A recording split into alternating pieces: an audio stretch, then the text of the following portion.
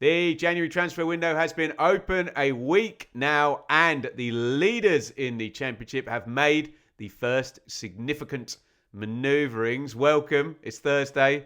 It's January. The transfer window's open, so transfer update time here. We will try and be across all of the significant done deals in the EFL Championship right throughout the month of January to the end of the transfer window. And as I mentioned, it's Coventry who have gone first. Remain SA and Yang Min Hyuk have come in, a couple of wingers into the CBS. And if you watch my coverage of the Birmingham game, you'll know this was necessary. Coventry have been excellent. They're at 2 points per game.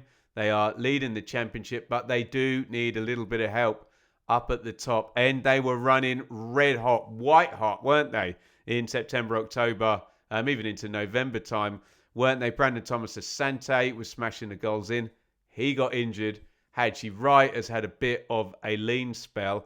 And then I just think a little bit of tiredness for the other players being ridden out there, if they got on the wings there. Sakamoto, Mason Clark's come up with plenty of big goals. Rodoni hasn't quite been there in the 10 position yet, has he? Ellis Sims more a substitute option. And just the necessity to just bring in some help, particularly when we were doing that game and they were chasing Birmingham and Wright had already come on and there just really wasn't anything on the bench for Frank Lampard to throw at it. And as we get into the final weeks of the season, particularly if you're up against parachute teams, and Coventry, well, it might only be up against one, but if you're up against teams with options, it's so vital when you get into those muscle memory weeks where you're not necessarily going to play well very often. You just got to get the job done. And sometimes that means with 20 to go, some changes happen and the subs win you the game. It's a tale as old as time. And Coventry now have a little bit more latitude to do that. So SA, obviously, we covered a lot in the Championship. He would have been in our young hot players to watch a few years ago if you want to check back in the archives for that one. By the way, please hit subscribe while you are here and hit thumbs up on the video. 6 goals, 1 assist in the EFL at Millwall, and then a very formative period now over the past year.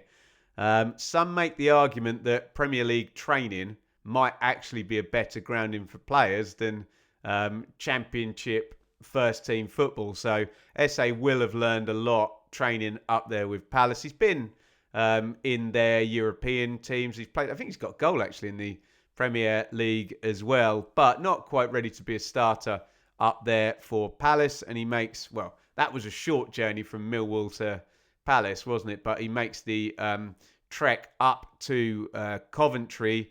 And yeah, he can play either wing, can't he? I think predominantly a left-footed player, and quick, agile, powerful, get on the end of stuff, exactly what you need. And Yang Min Hyuk is no stranger to us. This is a loan redirect. We often get this where players are on loan somewhere in the first half of the season, and if they're not going to touch the ball at their parent club, you play for 2 clubs in a season, they get redirected. And he's gone from bottom to top, really, hasn't he? Pompey down in the relegation battle.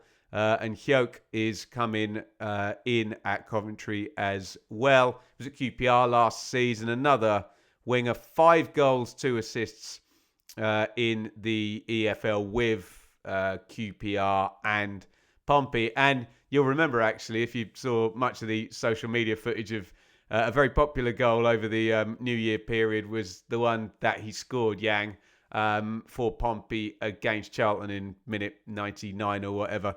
That crazy ending. So this makes all the sense in the world for Coventry. And you would think if they can keep all of those guys fit, SA, Mason Clark, Sakamoto, Rudoni, Torp can come forward and play the 10, Eccles, SA, Hyuk, have I mentioned Wright and Thomas Asante up top, that will give them the goals to get them over the line. They've gone from a position of they could have actually been quite bad and still got promoted in the second half of the season, probably a month ago, but obviously they dropped off a bit over the last 8-9 games.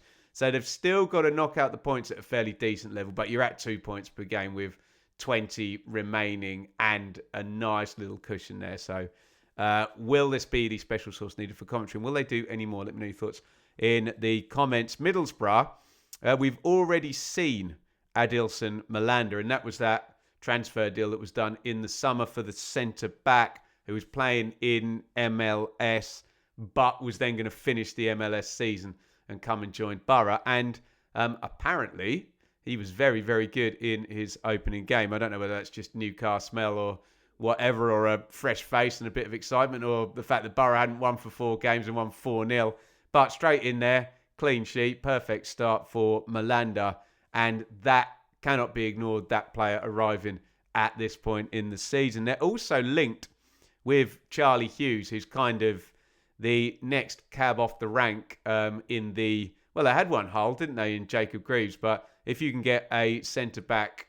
I think he plays left, doesn't he? Forgive me if I'm wrong about that. But particularly if they're just English and a centre-back and young and playing regularly in the Championship, they're worth a lot of money. If they can play on the left, then they're worth even more.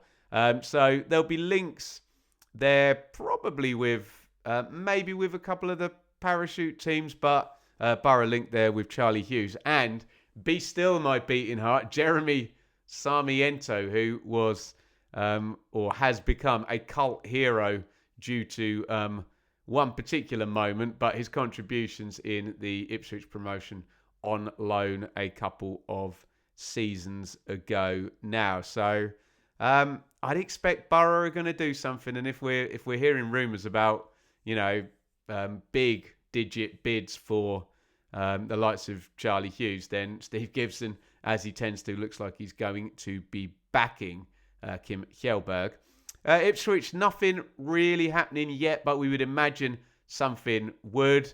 There's some stuff with Aro Muric, who's the kind of white elephant goalkeeper there. A lot of money spent on him in the Premier League. That hasn't worked out. He's on loan. Juventus are linked with a Championship reserve goalkeeper, and out of the picture Championship goalkeeper, let's just say. But yeah, going back to the summer, it looks like Ipswich were in the market for maybe 1 or 2 more. So we think the money is there, given they've got the parachute payments and the gigantic sales, obviously, of Amari Hutchinson and Liam Delap swelling the coffers at Portman Road. And 2 names that probably will get linked with Borough and Coventry as well are Callum Wilson and Joel Piroux. They're going to be the gossip mongers' names, aren't they? Piroux, given what Calvert-Lewin and Okafor and the like are doing up top at Leeds, is going to be available. Top scorer in the Championship last season. Some may say a bit of a luxury player in terms of without the ball, but very good in the box and a proven goal scorer and a promoted player at Championship level. And Callum Wilson is not only proven at Championship level, but at Premier League level. Just had so many fitness issues, and he is a free agent. Whether he can pick up and I'm saying this about the league that I love and I cover, a more lucrative or shinier move than down to the Championship, but I'm sure there'll be massive bonuses, promotion bonuses on offer to Callum Wilson and his agents from Championship clubs if he can come for 20 games and get 10 goals and get someone over the line. He's a highly, highly credible football player if you can keep him on the pitch. So you can probably rinse, repeat Joel Piroux and Callum Wilson. I know I've just been talking about Ipswich, but for any number of more well-funded Championship teams. I'll do the rest of the top 6 here. Preston, we can only really talk about Harrison Armstrong, who has gone out. He'd been there on loan, and he's not being redirected because he played in the Premier League last night. So well done, Harrison Armstrong. Well done, Preston, for being part of his development. Is that guy a Premier League footballer now? We will find out. And can Preston give Paul Heckingbottom a bit more power there? Millwall are apparently, I couldn't find too much on this, in for a Polish goalkeeper. I know there've been issues there with Jensen is out, I think, still for a while, isn't he? They have Bender on loan. Crocom's been playing in goal, so there's an idea floating that Millwall might do a keeper permanently, but otherwise we'll see what they do. I say there's not much of substance there. Millwall are very, very good at keeping things stum in terms of their transfer activity. So I wouldn't expect it to have heard anything massively leaky. Watford, again, same thing as Preston, and this is even better. Max Elaine, who'd been playing at centre-back for Watford very regularly, started for Manchester City last night in the Premier League.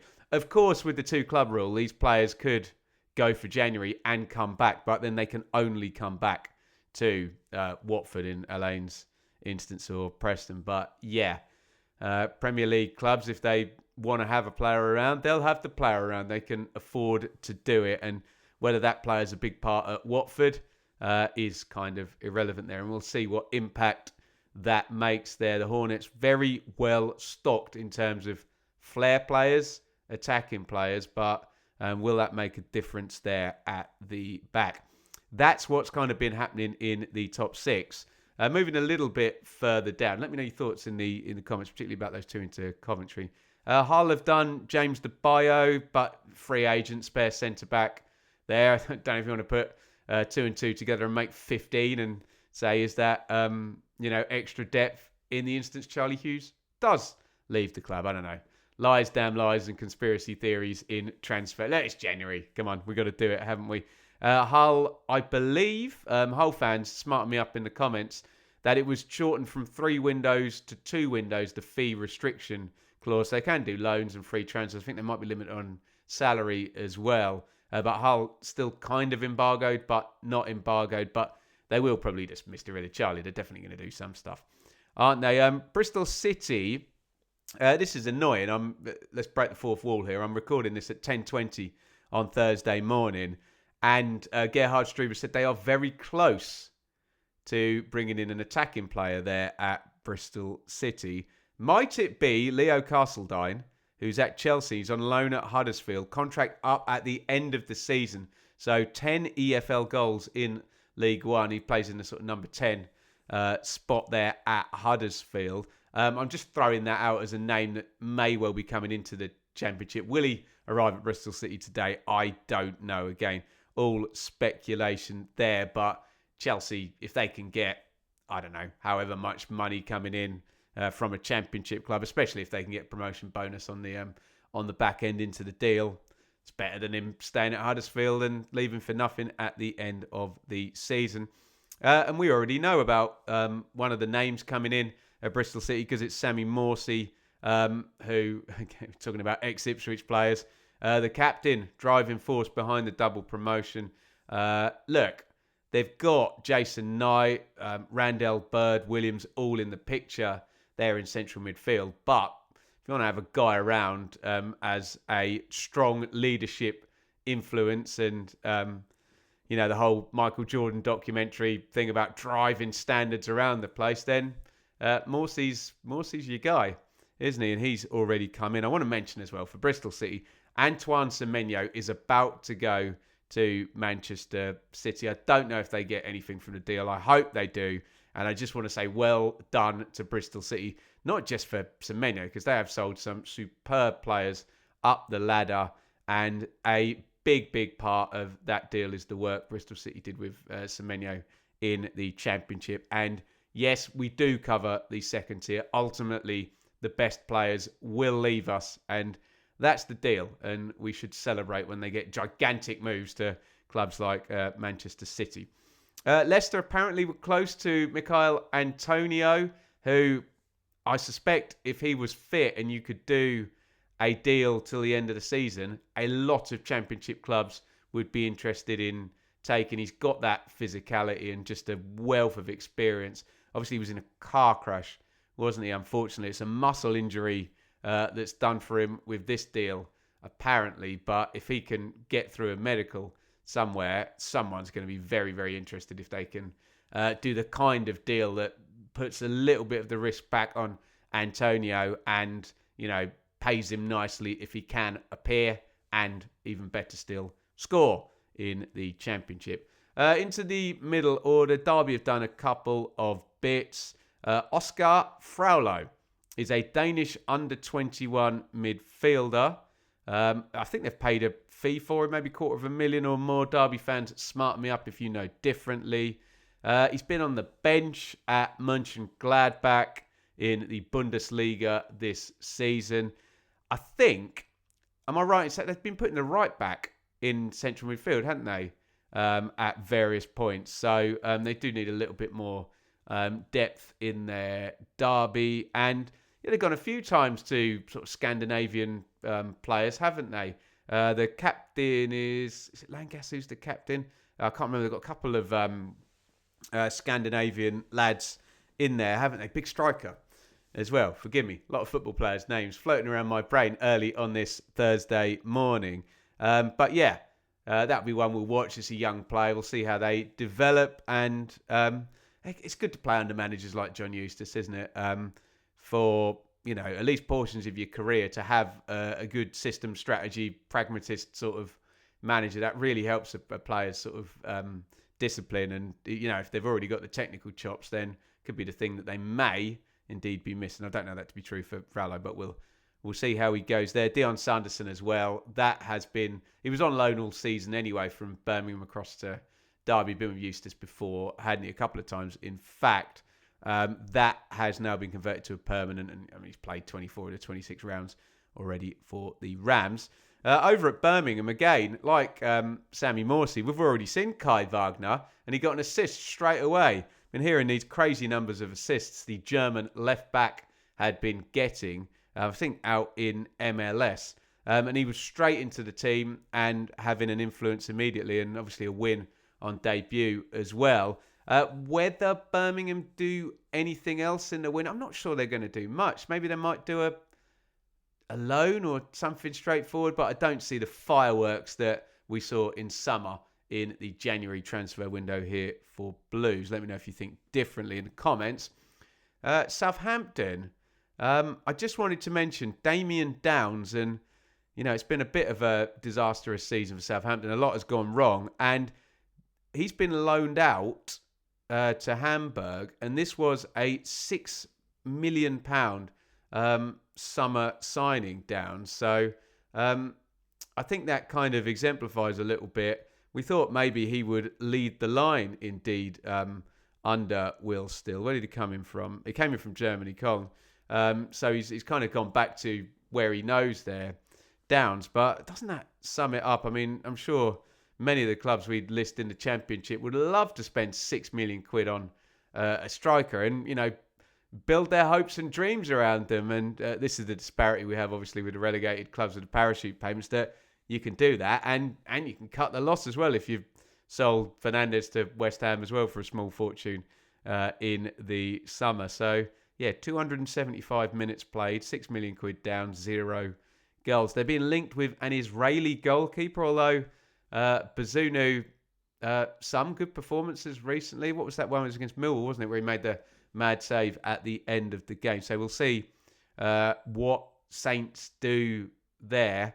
There's been plenty of criticism for their operational savviness or lack of therein recently. So we'll see how heavy they go there. Sheffield United, would you have imagined it's a Pat Bamford story there for another of our parachute teams there, where they've done a short-term deal with him? And what happens with a short-term deal, if the player does well, it really benefits the player because it puts them in a really strong negotiating position. There's nothing wrong with that. They didn't have the security of a longer deal, so why not? And apparently, my lot, Ipswich, Celtic as well, interested in possibly taking Pat Bamford there. We'll see what transpires there. I assume, having been at Leeds for the longest time, he's probably fairly well settled in that part of the country, and if he can do a deal with Sheffield United, that would be the one that would appear to make the most sense. But what do I know? And could it be just agent talk trying to get him a little bit more money out of the Blades? We will see. Getting money out of Blades and blood out of stones, etc. Gus Harmer, predictably, as in every transfer window, when that guy's in the Championship, he gets linked with either moves to the Premier League or back to the Netherlands. But I believe he's still got 18 months on the contract coming up. So Sheffield United should have a bit of a stronger position there than they do with Pat Bamford for sure. Swansea, I think maybe we can put to bed the Vipotnik rumours that it was West Ham that were linked, which shows people are looking at Vipotnik. And, if one Premier League club's looking, they'll all have him on their radar. We are in the era of everybody knows everything about everybody now. No secret players who are just going to be plucked out of obscurity, plucked out of obscurity.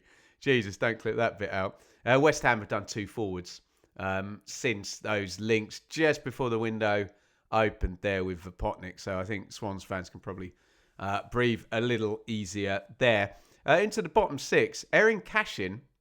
This is a redirect downwards, interestingly. And obviously, I really liked him at Derby, Cashin. I thought he could play left-sided centre-back. Not huge, but good in the air, really powerful, assured. Obviously, was killing it at League One level, and Derby have had loads of good players come through and do really well in the higher echelons of the EFL. Cashin went into Birmingham on loan from Brighton, and I thought this is going to be a really, really good signing. It just hasn't worked out at all. Blues fans didn't take to him. We saw him do a turn at left back a couple of times, but Clara and Neumann are there. Jack Robinson's been used ahead of Cashin as well, so clearly not fancied there. And I guess Birmingham will be going back to Birmingham. They've freed up a spot in the squad there, haven't they? But yeah, an interesting case. I wonder, essentially he's had a big money move from Derby, and let's be fair, Blackburn will probably finish below Derby this season. I know he's at a Premier League club, but I'd like to see him kick back on there with Big Val, where, he won't get lost in the shuffle, maybe in the way perhaps he did at Birmingham. So important little run this now for Erin Cashin. Norwich, this looks like an interesting one, although the Norwich fans trust in Ben Napper, their sporting director there, is limited, let's just say. Although he brought Philippe Clement in, and that seems to be working out. But yes, we have seen this before at Norwich, and we need these players to deliver. Ali Ahmed, who is a Canadian left winger, been playing for Vancouver. Superb numbers in MLS. 10 assists in 1,600 minutes off the wing there. I don't know. You do your compare and contrast there. MLS versus Championship. His last game was against Inter Miami, and we all know who plays up top for Inter Miami. So there are very good players in MLS, but whether that can be translated, it's you got to think about the cultural manoeuvrings as well, coming across the world, and settling sometimes takes a little bit of time. And we said this about Norwich as well. Maybe been guilty of signing too many players with high potential in the future for, years to come or seasons to come. Fine, but you need players who can do things now. So hopefully, from the Norwich fans' point of view, Ahmed can come straight in, and he's getting 10 assists in 1,600 minutes there. It's like the Birmingham left back we were talking about, tons of assists in MLS. Look, he came in and got one in 6 minutes. So there's the bar set, and we'll see. I imagine Norwich will do a couple more bits, and we'll still get the continued saga of Josh Sargent as we do every transfer window with Norwich. Pompey, obviously they have lost Yang, haven't they? So that needs to be replaced. Although they've been linked with Ousmane Sow, Senegalese striker who plays in Poland. I know nothing about him, but I know, there's been injury problems, but they do need a bit of a shake-up up top, whether they can carry forth with Colby Bishop long term. I know he's done a great job getting them to where they've got. I do not know. Callum Lang's had injury problems, and then the other quality's kind of out on the wings with Murphy et al. Segacic. So we'll see what Pompey do. Finally, Oxford. This is a redirect from Stoke. A Spurs player who was on loan at Stoke is Jamie Donnelly. Not able to get in there, I suppose.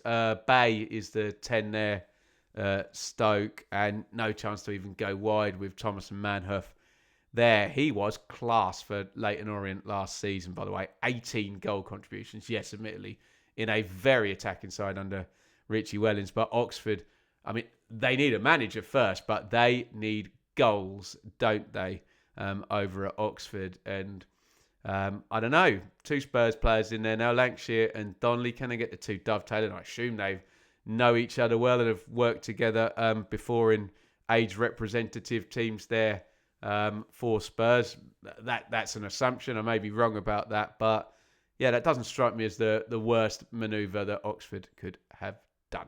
There you go, transfer update number 1. We'll try and do these weekly, unless there's gargantuan, huge, earth-shattering news transfer-wise. We might do individual videos on that. But let me know your thoughts in the comments on the done deals and players being linked to your club. Who would you like? Who do you think you need?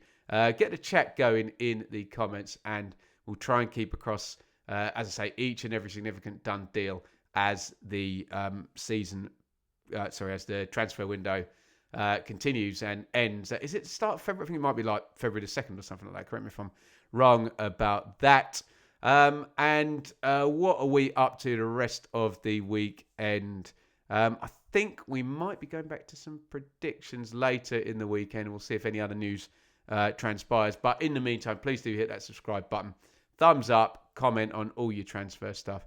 And I will no doubt, it's the Championship, be talking to you about something else very, very soon.